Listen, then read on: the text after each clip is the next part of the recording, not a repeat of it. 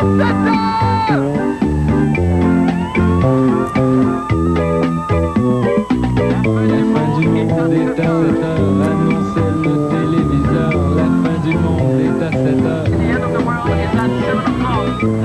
d'aller voir les amis, il faudra leur téléphoner. Il y a un temps pour chaque chose, la vie elle ce n'est pas rose. La fin du monde est à 7 heures. Nous sommes 3 heures après la fin du Le ciel monde. s'est enfin mis d'accord, éliminons de l'univers la race humaine par la mort. La parole est à Jupiter, envoyons donc un météore sur cette engeance que j'aborde, sauf sur Gertrude que j'adore.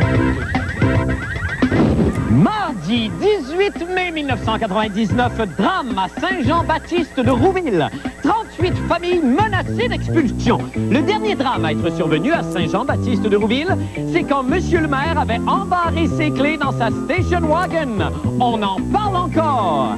Et autre drame, TQS lance sa programmation d'été. À ne pas manquer, la mini-série de 13 heures, Monsieur le maire a embarré ses clés dans sa station wagon. Bonne fin du monde, mesdames et messieurs! Tout d'abord, des nouvelles de votre émission estivale favorite, La Brèche-Becu. On rit, on chante, on reçut. Oui, c'est l'heure de la Brèche-Becu. Oh, la Brèche-Becu. Chez nous, il ne pleut jamais. Oh non, ma brochette est à point. Oh, la Brèche-Becu. En montagne ou en vallée, l'ami vient rider mon poney. Oh, la Brèche-Becu. Bonsoir tout le monde, bienvenue à la Brèche-Becu. Bonsoir à tous, c'est très gentil de vous être déplacés. On a du beau public grillé avec nous ce soir. Oh, et que ça plombe ce beau monde-là, que ça plombe, que ça plombe.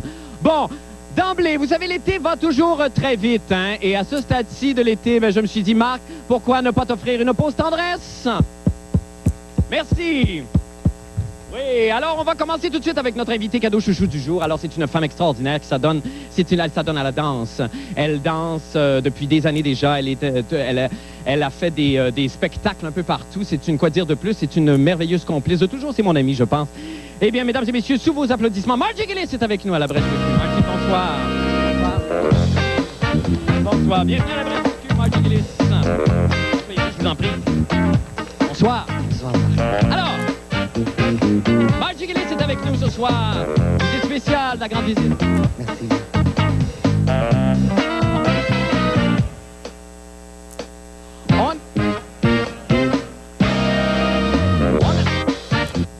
Merci les garçons. Alors, Margie, bon, dans tout, là, il y a énormément de choses qui se passent sur les routes. Il y a la 40, là, qui est en réfection. Il y a la 15, qui cause problème. Ah, je ris, je suis tellement content de vous voir, Margie. Il y a, évidemment, le pont Victoria qui est bloqué. Comment une danseuse de votre trempe arrive à négocier avec tout ça? Écoute, Marc, je pense qu'il est important pour l'artiste d'intégrer les obstacles à son démarche artistique. J'ai pris l'autobus. C'est pour ça que je ris, là. Ben oui, mais des cheveux comme ça doit pogner comme le Christ, ça. Ah ben oui, vous vous faites bien de rire parce que c'est l'été. Et puis l'été, qu'est-ce qu'on fait? On rit. Wouh! C'est le moment déjà de l'heure de notre conseil jardinage Mademoiselle Mio du jour. Alors, si vous voulez bien, Margie, on se déplace en dansant et en riant vers l'environnement fleur de macadam. Allez, les garçons, on se déplace. Oui, Margie Gillis qui est avec nous. C'est une belle émission, une belle atmosphère ce soir. Au public ce soir. Dans le cactus. Un air de fête. Bon. OK. On est revenu maintenant dans l'environnement piscine. Alors, là, dans vos chorégraphies, Margie, avant qu'on s'adonne à ça, qu'est-ce que vous tentez d'exprimer en général? Je parle de l'amour, la passion, le faune canine et animal. Eh bien, ça tombe très bien parce qu'aujourd'hui, on va apprendre les dangers qu'il y a à arroser la pelouse avec un grille-pain branché dans les mains. Alors, vous allez tenir ça, Margie. Oh, oh, oh! Il y a du danger ici. Ce qu'on va faire, c'est que Anne, merci Anne pour le boyau. J'imagine que c'est ouvert. Alors, on a ouvert le boyau et là, on va faire une petite expérience. Si vous voulez bien, Margie? Je suis pas certaine, j'ai pas mes barrettes, Marc. C'est pas grave, c'est pas grave. Tout à fait à l'aise. C'est pas grave. Alors écoutez, ce qu'on fait évidemment, ce qu'on va vous montrer, c'est qu'il ne faut jamais diriger le jet dans le grille-pain lorsqu'il est branché, parce que sinon, si on le fait, Margie, qu'est-ce qui arrive? On peut être électrocuté. Exactement! Et c'est ce qu'on essaye à l'instant. Marc, ça brûle en dedans, Marc. Ben oui, ça brûle. Comme des picotements. Ben oui, c'est parce que c'est l'été, il fait beau, il fait chaud. Sautez dans la piscine, sautez, Margie. Sautez, magnifique. Une performance extraordinaire. C'est déjà merveilleux. Oh, Margie Gillis. Margie Gillis, bravo, Margie, c'était magnifique. Ça va? Ça va? Magnifique, c'est déjà là maintenant de la recette Pop Santé du jour. Là-dessus, on se dirige vers la pastille Pop Santé. Venez avec moi, Margie, ça va? Oui, ça va. OK, ça a très bien été. Alors, ça va, c'était magnifique. Une très belle visite. Oui, merci. Alors, donc, Margie, ça va? D'accord. Alors, on est dans la recette Pop Santé du jour. Je verse évidemment le jus de fruits sur le barbecue. Ah, sentez-moi cette belle odeur de fruits qui monte. Qu'en pensez-vous, Margie? J'en pense à rien, Marc. C'est déjà terminé, Marco. C'est tout le temps qu'on a, malheureusement. Eh bien, vous allez chanter avec moi le thème de la fin, s'il vous plaît, Margie. Merci beaucoup d'être venu. Merci, Marc. D'accord. On envoie la musique, les garçons, s'il vous plaît. On rit, on chante, on reçut. Oui, c'est l'heure de... La brèche de cul. Merci, Margie. La brèche de cul. C'est tout le temps qu'on en se laisse là-dessus. Bye, tout le monde. On se retrouve demain pour un autre brèche de cul. Merci beaucoup, Margie. Bye.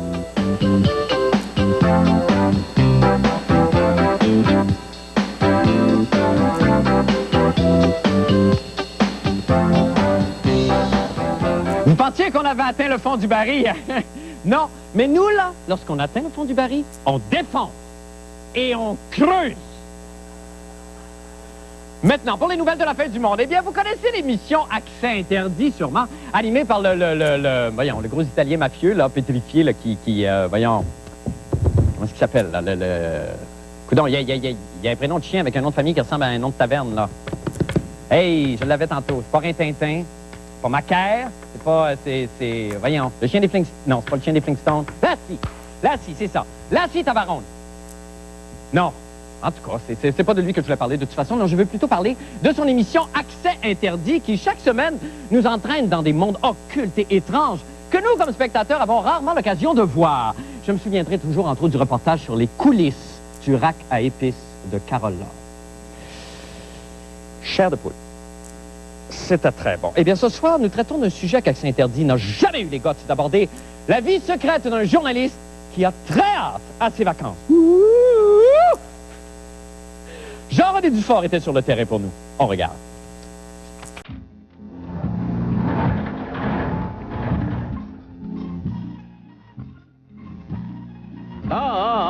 Je ne sais plus quoi faire comme sujet. Je pense juste aux vacances. Je sais pas ce que j'ai, mais ça m'intéresse plus des conférences de presse. C'est plate, c'est toujours la même affaire. Ils ont beau essayer de faire ça dehors, dans des tentes fancy, avec des beaux buffets puis du punch à volonté. J'ai plus le goût d'écouter leur maudit discours plate. De toute façon, il n'y a plus de challenge. À chaque fois que le maire Bourque est là, il a l'air fou et insipide. On vient tanner de se répéter.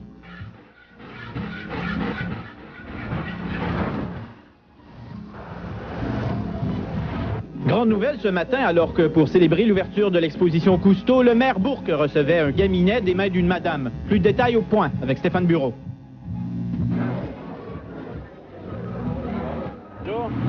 Il y a une conférence de presse juste à côté ici qui est bien plate, mais il y a un maudit bon buffet. Ça vous tente d'y aller à ma place? Faites juste le tenir comme ça, puis vous rendez-vous jusqu'au buffet, puis il n'y a pas de problème, vous suivez la caméra. Juste par là, hôtel de la montagne. OK.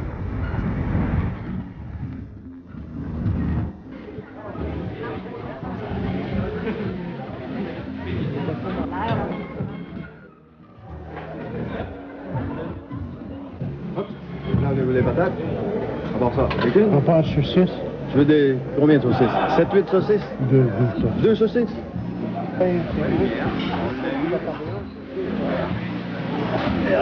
J'ai vu comme un roi.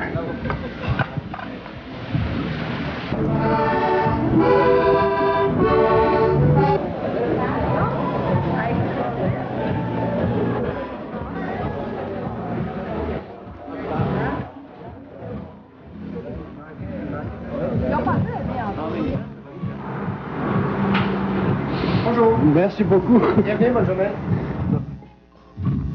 Hey, au pire, t'es ton chaud. Ouais, j'ai joué 2-3 25 cents qui ont de plus, là. Ouais. Ben, bonne journée. Ouais, je pense que je suis en burn-out, moi. Ici Jean-René Dufort, à Montréal. Ah non, ça, c'est ce qu'on appelle un beau geste. Jean-René, bonsoir. Salut, Marc. Bon, Jean-René, là, vous nous parlez évidemment du lieu où se déroule le lancement du dernier disque de Mitsu ce soir. Effectivement, je sombre encore dans la promiscuité et le buffet. Et vous avez aussi assisté au lancement de la programmation de notre chaîne TQS. Oui, d'ailleurs, ça m'a remonté. Il y avait un excellent buffet. Qu'est-ce que vous voulez dire par là? Ben, ça m'a remonté. À l'esprit. OK, mais OK. est-ce que tu veux faire allusion à la buffet? nouvelle équipe de Été au soleil, Je les sais très pas, jolies Jean-René. filles? Non, je m'excuse, j'étais pas au lancement de la programmation, je m'excuse. OK. Mais est-ce que ça, est-ce que cette période de réjouissance et de festivité, est-ce que c'est bienvenu dans le monde très sérieux des journalistes? Est-ce qu'on est très heureux d'y assister? Est-ce qu'on se déplace pour ça? Oui, c'est bienvenu parce Ouais. que c'est un peu comme l'été. Les conférences de presse sortent dehors et on s'amuse, le barbecue, on a beaucoup de plaisir. Mais est-ce qu'on a l'impression qu'on en donne beaucoup pour l'emballage pour essayer un peu de soutenir le contenu? Ben, il faut ce qu'il faut pour un bon papier, hein, Marc? Tu sais ce que c'est? Bon, ben c'est très bien. Oui, mais je dois dire Oui. que notre merveilleux personnage qui a réussi à avoir un excellent repas Oui. a mis en maudit pas mal toute la conférence de presse. C'est vrai? Oui, Ah, c'est ça a été désolant démasqué. parce qu'il a eu, de son dire, le meilleur repas de sa vie. Ben, on est très content pour lui. On est très malheureux que ça ait choqué du monde. C'était pas dans notre intention du tout, ça. Non. Non, c'est jamais ça. Ben, on est Merci du monde beaucoup. gentil. Ben oui. Merci infiniment, Jean-René. Salut, Marc. Et bon lancement à vous, puis bon lunch. Oui, Qui a j'allais- gagné les buffets, d'ailleurs? Quoi? Qui a gagné les buffets ce soir? Quel était le meilleur buffet de la journée? Ah, TQS, c'était très bon. Merci beaucoup, Oui, Jean-René. les brochettes. Merci infiniment, Jean-René. Bravo. Quel corporate. Nous allons faire une petite pause et nous revenons avec d'autres nouvelles. Restez avec nous. Eh bien, comme je le fais chaque mardi, nous allons aborder maintenant l'histoire d'un grand saint. La semaine dernière, c'était le gauche de Margaret Thatcher. Cette semaine, Saint Jean-Baptiste de Rouville. Pauvre, empalé, lépreux et vierge, ce gaillard avait tout du winner du 5e siècle. Pas étonnant qu'il ait laissé son nom donc à une coquette municipalité située en Montérégie où, fait cocasse, on dénombre le plus haut taux de pauvres vierges lépreuses empalées au Canada. Jusqu'à ce jour, Saint Jean-Baptiste de Rouville coulait des jours heureux. Hélas, ce petit patelin traverse en ce moment un drame innommable. En effet, 38 familles vivant toutes dans des maisons mobiles sont menacées d'expulsion. Leur demeure serait établie en zone agricole et la Commission de protection du territoire agricole voudrait redonner ces terres aux vaches et aux champs de blé auxquels elles ont toujours été destinées. Patrick Masbourian s'est rendu sur place pour étudier le problème. On écoute. Madame, Monsieur, bonsoir. Nous sommes ici à Saint-Jean-Baptiste de Rouville, un petit village situé au pied du Mont-Saint-Hilaire, dans la magnifique région de la vallée du Richelieu. Un endroit en apparence calme et paisible.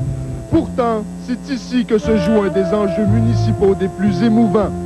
Au cœur de cet enjeu, un drame humain que vivent quotidiennement plusieurs résidents de Saint-Jean-Baptiste. Il y a 20 ans, le domaine de Rouville, le propriétaire des terrains, a décidé d'installer un parc de maisons mobiles. Alors, ça, c'est avant l'arrivée de la loi de la protection du territoire agricole. Mais pour la Commission de protection du territoire agricole, les lots en question n'étaient pas dézonés. Ainsi donc, 38 foyers ont déjà reçu un avis d'expulsion. Dans la communauté, c'est la consternation. Personnellement, comme les 37 autres familles, on s'est installé là afin de prendre une retraite. L'endroit est beau. C'est un endroit de villégiature, c'est habitable hiver-été et c'est pour ça qu'on s'est installé là.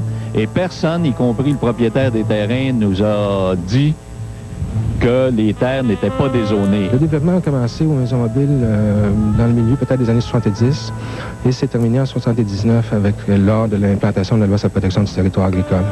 Par après, nous avons continué à installer d'autres terrains. Pour quelles raisons vous avez continué malgré la loi? Il y a eu un renouveau aussi dans les bâtiments, dans le genre de bâtiments qui ont été proposés. Puis beaucoup de gens sont arrivés, nous ont demandé là, parce qu'on peut s'installer chez vous. Fait qu'on a continué à aménager. Vous pensez pas que vous aviez une certaine responsabilité à assumer? Vous auriez dû interdire à ces gens-là de s'installer? Je ne peux pas répondre à cette question. Non. Moi, j'en veux pas à la famille Robillard ni à personne. Mais s'ils n'avaient pas fait ça, là, Saint-Jean-Baptiste serait petit. Très petit. Regardez, il n'est même pas sur la map. Et on est de retour avec Patrick Masbourian. Patrick, bonsoir. Ben oui, c'est même pas content parce qu'on parle de Saint-Jean-Baptiste. Ben oui, ben tant mieux. J'espère que ça va s'arranger. Mais là, ce qui frappe d'abord, c'est la lenteur de la réaction, d'abord de la commission, des gens.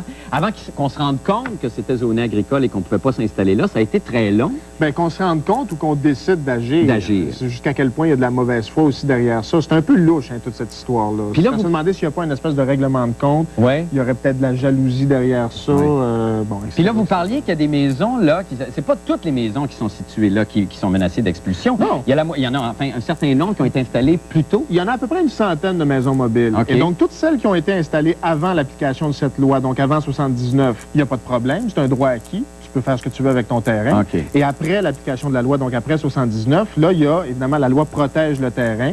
Et là, donc, c'est ces maisons-là, et c'est 38 sur une centaine. Donc, c'est un peu ridicule, en fait, cette bataille-là, parce que le mal est fait de toute façon. Ben oui. Et on sait très bien que la compagnie qui possède ces terrains-là ne va pas se mettre à faire de l'exploitation agricole. Là, et ça fait rentrer énormément d'argent. Donc, c'est là. Quand je posais la question tantôt, c'est louche, en fait. C'est quelle est la motivation réelle de la commission? C'est ça la vraie question. De toute façon, ces gens-là peuvent dormir tranquille jusqu'à un certain point parce que c'est tellement long. Avant que ça soit jugé, cette cause-là, ça peut prendre plusieurs années. Oui, ben c'est parce que là, ils s'embarquent dans une bataille juridique. Et ça, on sait que ça peut être très long. Le maire estime que ça peut aller jusqu'à 10 ans. C'est peut-être un peu exagéré. Mais ce qui est clair, par contre, c'est qu'il y a quand même eu déjà une première menace. Là. Ils ont eu un avis, un premier avis d'expulsion. Bon, ben, donc, quand même, il y a un stress qui existe. On n'a pas fini d'en parler, Patrick. On va suivre le dossier. Merci infiniment. Vous n'avez pas ces problèmes-là à Saint-Lambert? Non, non, pas encore. Mais on ne sait pas. C'est peut-être zoné agricole. On n'a pas de droit acquis, nous autres. Avant d'aller à la pause, je veux juste vous parler de la campagne électorale pour le top 5 des météorologues amateurs de l'année qui va très bon train. Il vous reste d'ailleurs jusqu'à vendredi pour faire votre choix. Alors, pour vous rafraîchir la mémoire, ne serait-ce que ça, voici les 10 candidats en lice. Votez pendant la pause.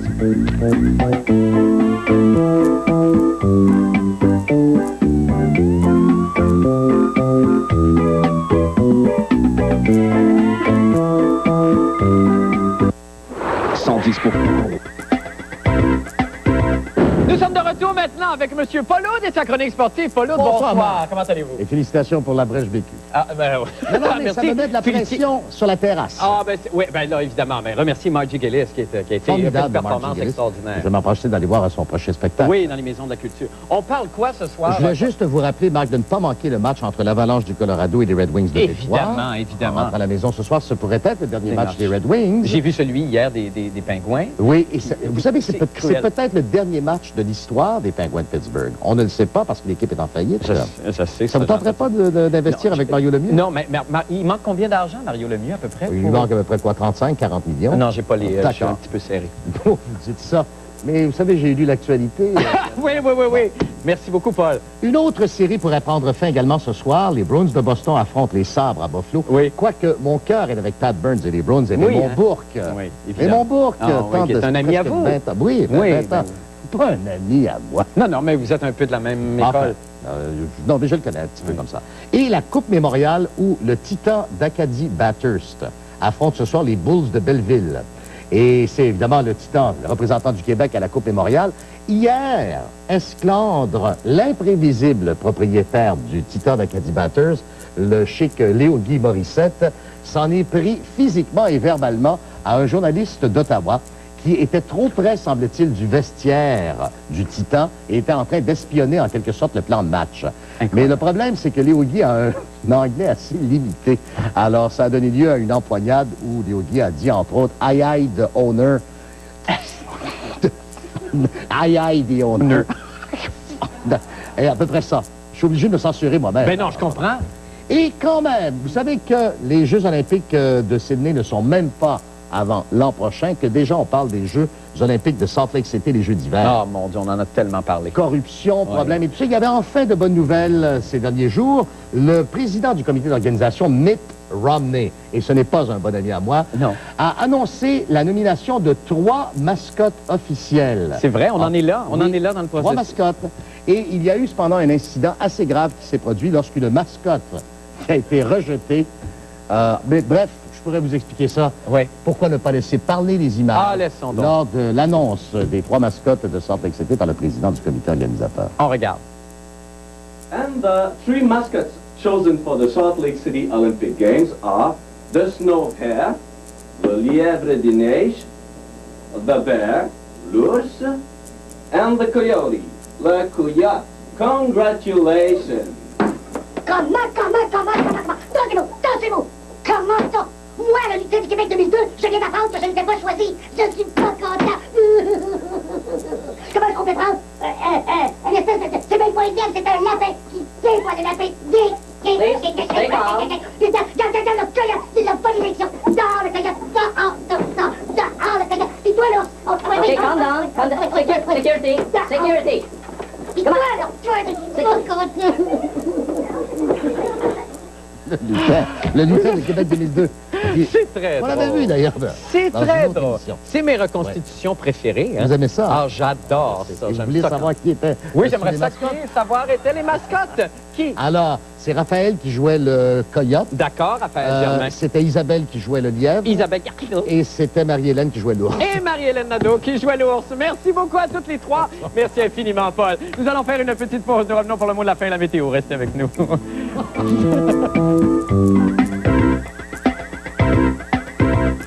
C'est le moment maintenant de jeter un coup d'œil au temps qu'il fera avec le météorologue amateur de la semaine, la femme la plus forte au monde, Liane Dufresne. Liane, bonsoir. Salut, ça va bien? Ça va très bien vous-même? Oui, ça va très bien. Alors, vous êtes en compagnie de Monsieur Montréal, je pense, Monsieur Québec aussi. Culturiste. Et Tu vois ses bras? Ben, on les voit assez bien, mais on peut les voir en action. Ah, ben oui, c'est... Ils sont pas mal plus gros que les miens, Il hein? aurait gagné Monsieur Magog aussi si c'était inscrit.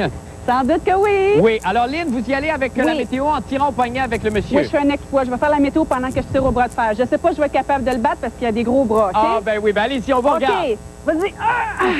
Ce soir, là, le ciel est dégagé. Il va faire 13 degrés.